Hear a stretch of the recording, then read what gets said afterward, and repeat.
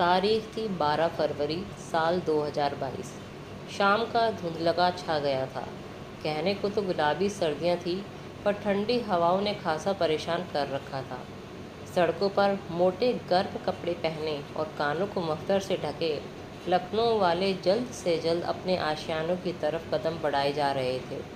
धीरे धीरे वीरानी छाती जा रही थी।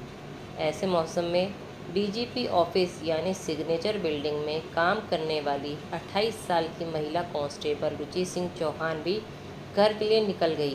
वह अर्जुनगंज में किराए पर रहती थी। रास्ते में उसकी भाभी का फ़ोन आया।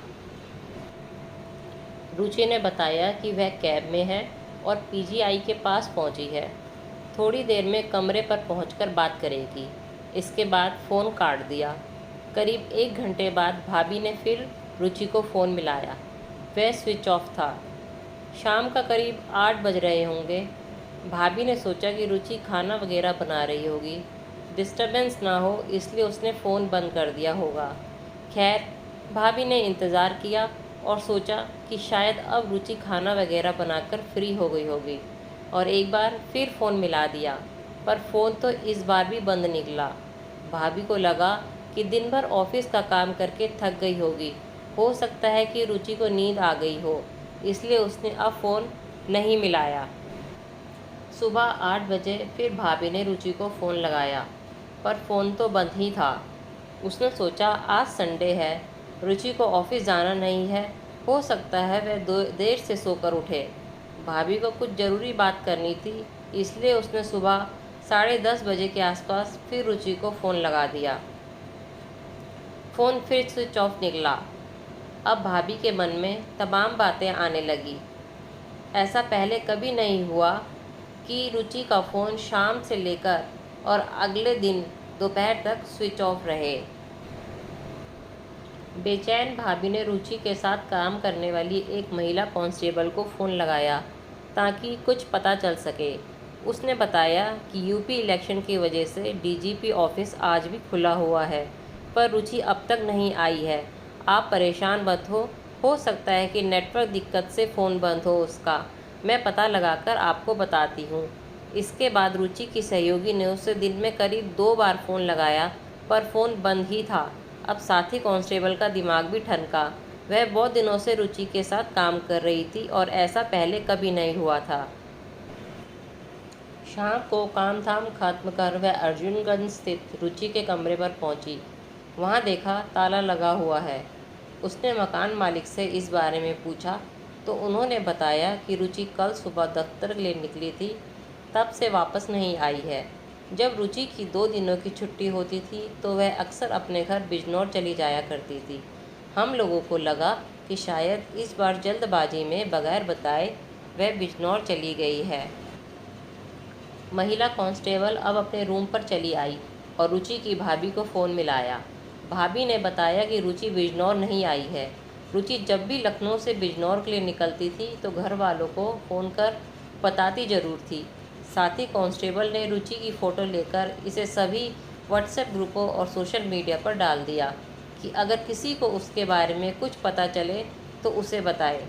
राजधानी लखनऊ में पुलिस के सबसे बड़े ऑफिस में काम करने वाली एक जवान महिला कांस्टेबल के यूं गायब हो जाने की खबर देखते ही देखते सोशल मीडिया पर वायरल हो गई।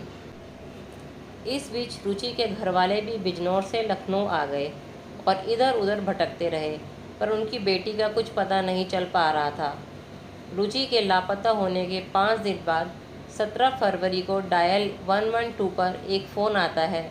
उधर मौजूद शख्स बताता है कि पीजीआई के सामने कल्ली माती मोहल्ले के नाले में एक नवयुवती की लाश पड़ी हुई है। पुलिस मौके पर पहुंचती है। लाश को नाले से निकलवाकर पोस्टमार्टम के लिए भिजवाया जाता है। करीब 2 दिनों तक उस शव की पहचान के लिए कोई नहीं पहुंचा। 19 फरवरी को थाने थाने भटक रही रुचि के घरवालों को उनके इलाके बिजनौर का रहने वाला एक पुलिस वाला मिलता है। वह बताता है कि उसने 2 दिन पहले वायरलेस पर सूचना सुनी थी कि पीजीआई के पास नाले में एक युवती की लाश मिली है। रुचि के परिजन पोस्टमार्टम हाउस पहुंचते हैं। जैसे ही उन्होंने उस युवती का शव देखा, रोना पीटना मच गया। यह उनकी बिटिया रुचि ही थी। यह बात जंगल में आग की तरह फैल गई। अब पुलिस एक्टिव हो गई। रुचि का मोबाइल फ़ोन उसके शव के साथ ही मिला था। उसका कॉल रिकॉर्ड निकलवाया गया। पता चला कि पिछले 3 महीने में रुचि की बात एक फ़ोन नंबर पर सबसे ज़्यादा हुई। यह फ़ोन नंबर प्रतापगढ़ जिले के लालगंज तहसील में तैनात तहसीलदार पद्मेश श्रीवास्तव का था। फ़ोन स्विच ऑफ होने से पहले इसी नंबर पर रुचि की बात हुई थी। पुलिस को लगा हो ना हो इस मर्डर में तहसीलदार साहब का कनेक्शन जरूर है। रुचि की लाश मिलने की जानकारी मिलने के बाद तहसीलदार कहीं फरार न हो जाए, इसलिए तत्काल एक पुलिस टीम प्रतापगढ़ के लिए रवाना हो गई।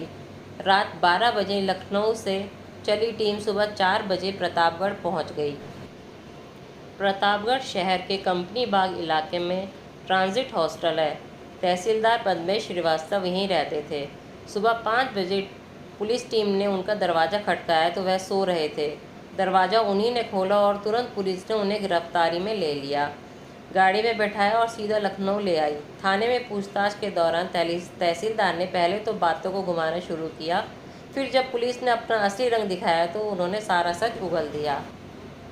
पद्मेश श्रीवास्तव ने बताया, रुचि सिंह चौहान बिजनौर के नजीमाबाद की रहने वाली थी। उसके पिता का नाम योगेंद्र पाल सिंह है। रुचि ने 2019 में नीरज गुप्ता नाम के एक कांस्टेबल से लव मैरिज की थी। नीरज गुप्ता इस समय प्रयागराज के किसी थाने में तैनात है। रुचि से पद्मेश की मुलाकात फेसबुक पर हुई थी। धीरे धीरे उनके बीच बातों का सिलसिला बढ़ता गया। ये सब चीज़ें छुपती तो है नहीं। नीरज को शक हो गया। पद्मेश से संबंधों को लेकर नीरज और रुचि में आए दिन झगड़ा होने लगा। एक दिन रुचि ने पद्मेश को बताया कि नीरज को उनके रिश्ते पर शक हो गया है। इस पर तहसीलदार ने उसे ज्ञान दिया। कहा कि रुचि अपने पति नीरज से कह दे कि वह तलाक के कागज़ तैयार करवा ले, वरना वह उस पर दहेज उत्पीड़न और घरेलू हिंसा का केस कर देगी। इससे नीरज की नौकरी चले जाएगी। पद्मेश ने जैसा कहा था, रुचि ने वैसा ही किया। नीरज को भी बात समझ में आ गई और उसने समझदारी दिखाते हुए रुचि को तलाक दे दिया। नीरज से जब रुचि का पीछा छूटा तो तहसीलदार के साथ उसकी नज़दीकियाँ और बढ़ गई। अब रुचि की जब भी छुट्टियां होती तो वह प्रतापगढ़ चली जाती और पद्मेश के साथ उसके ट्रांजिट हॉस्टल के कमरे में रुकती थी। धीरे धीरे यह बात हॉस्टल में अन्य रहने वाले अन्य अफसरों को भी पता चली। उन्हीं में से किसी ने पद्मेश की पत्नी प्रगति को इस बात की जानकारी दे दी। फिर क्या था, प्रगति ने अपने पति को फ़ोन पर खूब धमकाया। उसने पद्मेश से रुचि का फ़ोन नंबर लिया और उसे भी खूब खरी खोटी सुनाई। दोनों के बीच खूब गाली गलौज हुई। पहली बार रुचि को पता चला था कि वह जिसके साथ घर बसाने के सपने देख रही है वह पहले से शादीशुदा है। अब प्रगति प्रतापगढ़ आ गई और पद्मेश के साथ ट्रांजिट हॉस्टल में रहने लगी। इस बीच जब रुचि का फ़ोन आए तो प्रगति पद्मेश का फ़ोन छीन लेती थी। बात न हो पाने से रुचि परेशान रहने लगी। उसे महसूस हो गया कि पद्मेश ने उसके साथ धोखा किया है। उसने पद्मेश के कहने पर अपने पति नीरज से तलाक लिया था। रुचि ने अब पद्मेश पर दबाव बनाना शुरू किया कि वह भी अपनी पति से तलाक ले और मुझसे शादी करे। पद्मेश ने आनाकानी की तो रुचि ने धमकी दी। उसने कहा कि दोनों के बीच रिलेशनशिप को 3 साल हो चुके हैं, अब वह शादी के लिए ज़्यादा इंतज़ार नहीं कर सकती। अगर वह शादी नहीं करेगा तो वह प्रतापगढ़ में उसके आवास पर आ जाएगी और वहीं सबको उसकी करतूतों के बारे में बताएगी। अब पद्मेश ने सोच लिया कि उसे कैसे इस रिश्ते से बाहर निकलना है। उसने रुचि को अपने रास्ते से हटाने का मन बना लिया। पद्मेश ने रुचि से कहा कि वह 12 फरवरी को लखनऊ आ रहा है।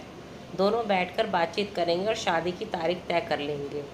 उसने यह भी झूठ बोला कि वह अपनी पत्नी को तलाक दे देगा और इसके लिए कागज़ तैयार करवा लिया है। पद्मेश ने अपने दोस्त नामवर सिंह को इस साजिश में शामिल कर दिया। उसने नामवर से गाड़ी लेकर आने को कहा।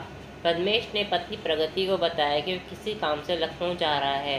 प्रगति ने तत्काल सवाल दागा कि इतनी रात को लखनऊ में कौन सी मीटिंग होनी है, मुझे पता है कि तुम वहाँ क्यों जा रहे हो। तब पद्मेश ने उससे बताया कि मैं लखनऊ तुम्हारे ही काम से जा रहा हूँ। जिस बात को लेकर हमारे बीच चिक-चिक होती है उसे ख़त्म करने जा रहा हूँ। तब प्रगति ने कहा, ठीक है जाओ, पर बगैर काम किए ख़त्म किए मत वापस आना। मैं भी रोज़ रोज़ के झगड़े से तंग आ गई हूँ। पद्मेश अपने दोस्त नामवर के साथ प्रतापगढ़ से शाम 6 बजे निकला और रात 9 बजे तक लखनऊ पहुँच गया। यहाँ पीजीआई के पास एक सुनसान इलाके में उसने रुचि को फ़ोन कर मिलने के लिए बुलाया। रुचि कैब लेकर वहाँ पहुँची। कैब उसे छोड़कर वापस चले गई। अब रुचि पद्मेश की गाड़ी में जाकर बैठ गई। रुचि के गाड़ी में आते ही नामवर नीचे उतर गया। पद्मेश रुचि से चिकनी चुपड़ी बातें करने लगा। उसने तलाक मिलने में समय लगने का हवाला देते हुए मई जून तक शादी करने की बात कही। इस बीच नामवर 2 कप चाय लेकर आया। एक कप रुचि को दी तो दूसरी पद्मेश को। चाय पीने के आधे घंटे के भीतर रुचि बेहोश होकर गाड़ी की सीट पर लुढ़क गई। दरअसल नामवर ने उसकी चाय में ढेर सारी नींद की गोलियां मिला दी थी। रुचि के बेहोश होते ही नामवर सिंह ड्राइविंग सीट पर बैठ गया और गाड़ी पीजीआई के सामने वाले मोहल्ले कल्ली माती की तरफ मोड़ दी। रास्ते में पद्मेश और नामवर ने गला घोटकर रुचि की हत्या कर दी। फिर नाले में बॉडी फेंककर वापस प्रतापगढ़ रवाना हो गए। रात 2 बजे पद्मेश ट्रांजिट हॉस्टल पहुंचा और प्रगति से बताया कि उसने रुचि का काम तमाम कर दिया है। इसके बाद नामवर अपनी गाड़ी लेकर चला गया। इस तरह अवैध रिश्ते का खौफनाक अंत हो जाता है। पुलिस ने पद्मेश श्रीवास्तव, उसकी पत्नी प्रगति और दोस्त नामवर सिंह को गिरफ्तार कर लिया। तीनों जेल की सलाखों के पीछे अपने कर्मों का फल भोग रहे हैं। तो दोस्तों, इसी तरह की और सच्ची कहानियाँ सुनने के लिए चैनल को सब्सक्राइब ज़रूर करें।